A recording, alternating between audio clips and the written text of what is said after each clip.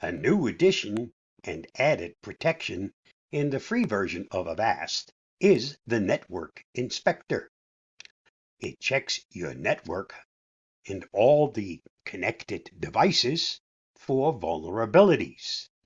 And as you can see from my result here, I don't have any vulnerabilities. Now, if you're curious about more information on any of the devices that are checked, you can check on the details and it will show you the details and gives you the information as to the model, make, the connection, the operating system.